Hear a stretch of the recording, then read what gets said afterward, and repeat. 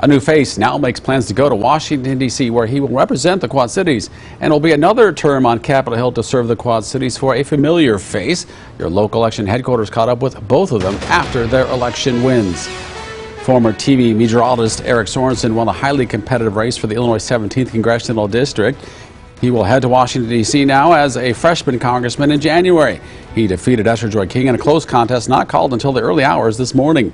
Iowa Congresswoman Mariannette Miller Meeks heads to Congress again for a second term. She defeated Democrat Christina Bohannon in Iowa's first congressional district race. Local 4's Eric Olson spoke with both of them about it.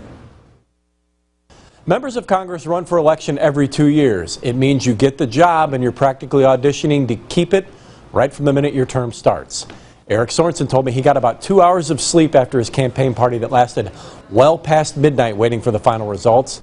Now he'll be building his staff and preparing himself for a major challenge.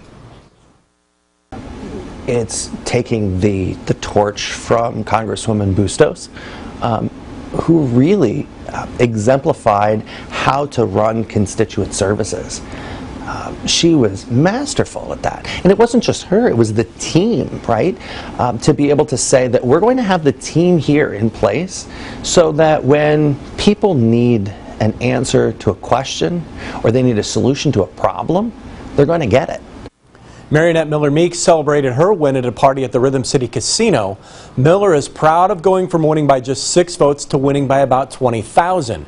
She has healthcare-related goals and some energy goals on her mind now. You know, energy independence, taking the constraints off of our own domestic energy production, but continuing to do the work I've done both on energy and climate going forward. So those things I think are really important.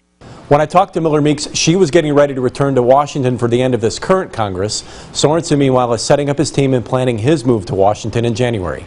Eric Olson, Local 4 News.